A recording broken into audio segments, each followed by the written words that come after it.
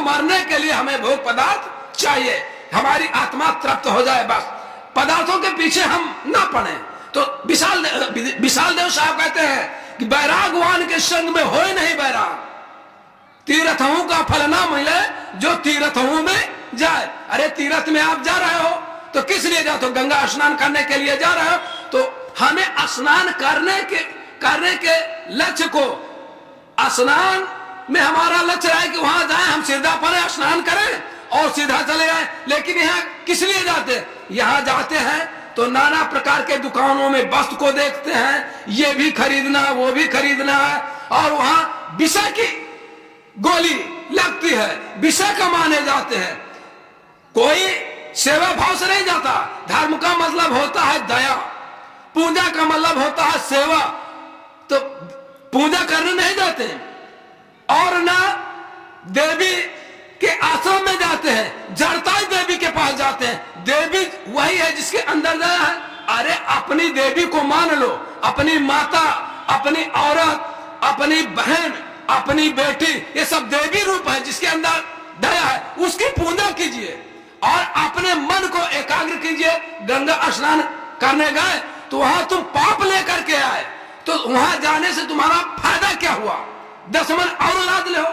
तो साहब कहा था तीर्थों का फल ना मिले जो तीर्थों में जाए, तभी फल मिलेगा जब शुद्ध यहां से आप गंगा स्नान के लिए जाओ, सुबह जाओ, जब कोई उठे ना, उठ करके वहां जाओ और स्नान करो। जब जगत उठे और उसके पहले पहले आप वापस आ जाओ, तो आपका लक्ष्य केवल स्नान पर रहेगा। गंगा नदी यानी गंगा माता के ऊपर तुम्हारा ध्यान रहेगा। लेकिन जब जगत जागेगा, उस मेला में जाओगे तो मेला का रंग तो और है, क्योंकि ये संसार का व्यवस्था है। संसारी व्यवस्था में तुम्हारी भावना फंस जाएगी, तो उस फांस में ना फंसो। इसी को कहते हैं बैराग। हम राग से बाहर हो जाएं। संसार में रहते हुए यदि हम रह करके अपने को नहीं संभाल पाया तो मेरा जीवन सदगुरु कबीर साहब के विचारधारा से निष्क्रिय हो गया। कोई भी अपने अपनी संस्था में हो, जैसे शिव उपासक के हैं, शिव जी अपने जीवन में क्या किया? एक अचला बाघंबरदारी थे, अपनी स्त्री के साथ जंगल रहते थे, गृहस्थी में नहीं आते थे। जहां उन्हें शाम होता था विश्राम करते थे, या एक झोपड़ी लगाया, वहां पर उन्होंने अपना जीवन व्यतीत किया। उनके जीवन को हम अब उतारे कि उनका जीवन कैसा था। जब ऐसा जीवन उनका था, आज उनका नाम हो रहा है, तो हम उस तरीके से चलेंगे तो हमारा भी नाम होगा। हम विश्व में नहीं जा पाएंगे, देश में नहीं जा पाएंगे, लेकिन अपनी ग्राम सभा में तो रहेंगे। लोग कहेंगे कुछ समय के लिए कि हाँ अच्छे थे। तो अपने को थोड़े में रह करके, थोड़े समय में रह करके, ये समय थोड़ा नाम किसी का सदा नहीं रहेगा। समय समय पर जब प्रलय होता है, प्रलय होना भी निश्चित है। जब किसी की आबादी बढ़ती है तो विनाश भी होता है, क्योंकि क्रम लगा हुआ है। प्रकृति में परिवर्तन है तो परिवर्तन होना है। आज आबादी बढ़ी है, आज से 200 साल पहले आबादी बहुत कम थी। जब बढ़ेगी तो प्रकृति का काम है नियंत्रण कर लेगा। तो नाम भी एक भ्रम है, नाम हो या ना हो। हम मानव जीवन किस लिए पाया है उसको हम संवारे। घर में रह करके अपने जो पुरुष लोग हैं अपने माता पिता की सेवा करें, अपने समाज की सेवा करें। जब बढ़े माता पिता से तो गांव समाज की सेवा करें। सही बात है तो सही बोले, गलत है तो गलत कहें, अन्याय का साथ नहीं दें। सबसे अच्छी बात यह है कि अन्याय का साथ नहीं करें। समय आप बता दो, समय से है ना, तो कहीं जाने की जरूरत नहीं है। आप गंगा सागर नहीं जाओ, आप अयोध्या नहीं जाओ। गंगा सागर अपना घर मान लो, अयोध्या अपना घर मान लो। वहीं पर रह करके गुरुजनों को बुलाओ, जो विरक्त वैरागवान है उनकी सेवा करो, और जो बताते हैं उस राह पर चलिए। हमारे संत सद्गुरु आते हैं तो यही बताते हैं कि अपने माता पिता की सेवा करो, अपने पति की सेवा करो। स्त्री को बताते हैं अपने पति की सेवा करो, पति को कहते हैं अपने माता पिता अपनी नारी की सेवा करो। सेवा ही तो बताते हैं। तो सेवा माने पूजा, जिसमें डोलन गति है उसकी सेवा करो। तुम्हारे पास जानवर है, गृहस्थी में हो तो अपने जानवरों की सेवा करो, क्योंकि दूध खाते हो, उन्हें तकलीफ ना हो। यही तो सबसे बड़ी पूजा है। ये धूप लेकर के, अगरबत्ती लेकर के, और जो काल्पनिक कैलेंडर बनते हैं, मूर्त बनती है या स्वयं बना लेते हो, इससे कुछ भी नहीं होगा। ये बिल्कुल निरर्थक कल्पना है तुम्हारी। ये व्यवस्था झूठी है, झूठे में मत जाओ। सदगुरु कबीर साहब झूठ बात पर हमेशा प्रहार किया है। कहा कि कंकड़ पत्थर पूजे क्या हुआ, गया नमन का राग, जीव मुक्त न होएगा बिना आत्म के ज्ञान। अरे आत्मा का ज्ञान करो। तुम्हारे अंदर क्या तकलीफ है, यदि कोई आया तो उसकी तकलीफ को सुनिए और समझिए कि इसको तकलीफ है जैसे हमको तकलीफ है, वही बिता इसके अंदर है। उस बिथा को हो सके आप दूर कीजिए।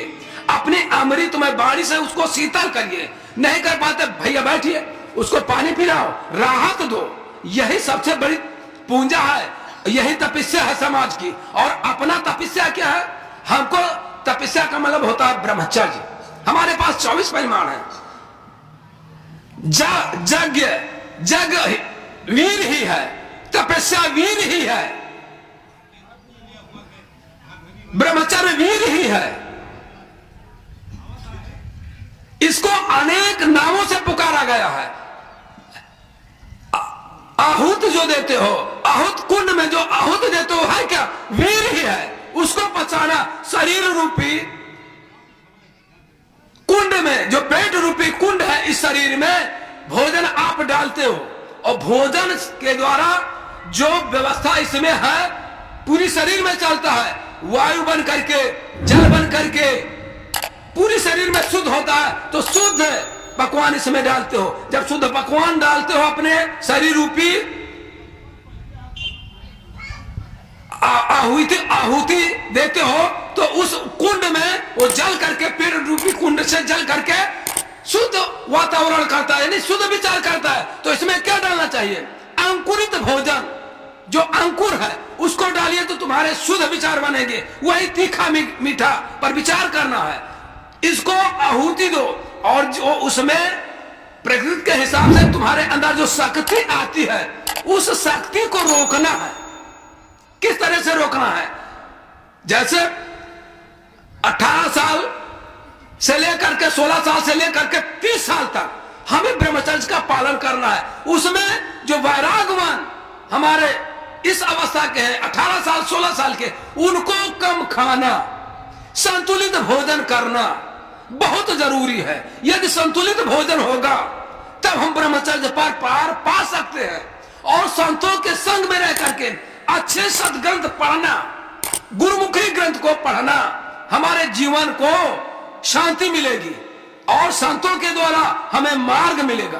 पुस्तकों के द्वारा आत्मा को शांति मिलेगी, लेकिन मार्ग संतों के द्वारा मिलेगा, गुरु के द्वारा मिलेगा। जिस प्रकार से शबरी मतंग ऋषि के आश्रम पर जब गई तो गुरु के माध्यम से उन्हें मार्ग मिला और वहां की व्यवस्था से उन्हें शांति मिली थी।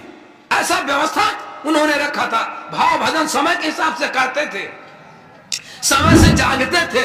उस व्यवस्था को उसमें देख करके उसी में शबरी लगी हुई थी और अपने जीवन को उसी में ढाल लिया, तभी तो उनका आज नाम हो रहा है और उनका जीवन बच गया।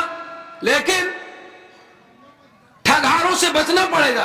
गौतम ऋषि थे, उनकी पत्नी रूपवती थी, ऋषि थे, लेकिन धूर्त शैतान इंद्र उस नारी के ऊपर अपने इन नेत्रों से, जिसे देवता कहते हैं, उसके अंदर दया नहीं थी, नाम देवता था, लेकिन विषय से भरा हुआ उस नारी पर आक्रमण कर दिया। इसलिए नारी जात को सुरक्षित रखने के लिए हमारा परम कर्तव्य है, हमारी अर्धांगिनी है, तुझे अपने स्थान पर रखना चाहिए। वो लक्ष्मी है, कहीं कोई डंक न मार सके, क्योंकि वो शरीर जो है नाजुक शरीर है, उसके पास सामर्थ्य नहीं है कि वो लड़ सके। उसकी व्यवस्था हमको करनी है। जैसे मतंग ऋषि के आश्रम पर शबरी रहती थी, अत्रमुन के आश्रम पर उनकी पत्नी रहती थी, देखते थे लेकिन अपंग थे, छलिए आकर के उनको भी ताड़ना दे दिया। यदि उनके पास शक्ति न होती तो अनसुईया को भी छल लेते, लेकिन नहीं छल पाए। उनके अंदर कर्तव्य था। और अहिल्या के साथ इंद्र गड़बड़ कर दिया, इसीलिए श्राप दिया गया, क्योंकि उनके पति के पास वो ताकत नहीं थी और अपनी स्त्री की सुरक्षा नहीं कर पाए।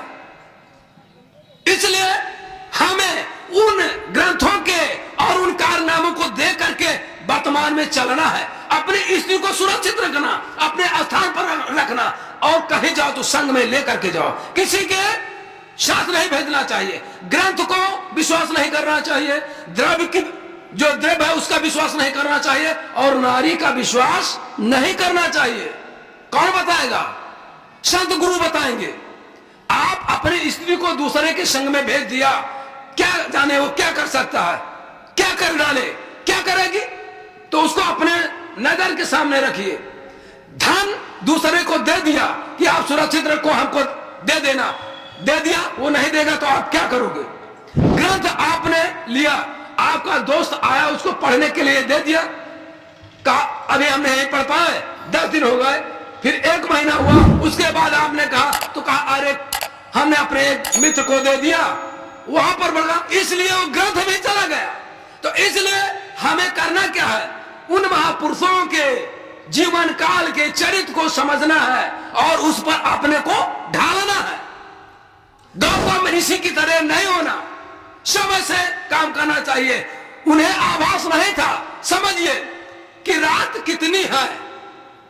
यदि आत्मज्ञानी होते तो 12 बजे रात में नहीं जाते। हमें विचार करना है। 12 बजे रात में वो छलिया मुर्गा बन करके इंद्र बोल दिया, और मुर्गे की बोली को सुनते ही चले जाते थे। छल किया ना, लेकिन उन्हें आत्मज्ञान नहीं था, जिसको कहते हैं अंतर ध्यान होना। अंतर ध्यान से नहीं समझ पाए कि यह कार्य कौन कर रहा है। मेरे बंधुओं, यह काम सतयुग द्वापर त्रेता में भी नहीं था, वही व्यवस्था आज भी है। कोई कहे मैं अंतर ध्यान से जान लूंगा, नहीं जान पाओगे। उस समय भी नहीं जान पाते थे। जैसे सीता जी आज सत्य माता मानी जाती है, लेकिन रावण रूप बना करके आया, सीता जी नहीं पहचान सकी, वो बात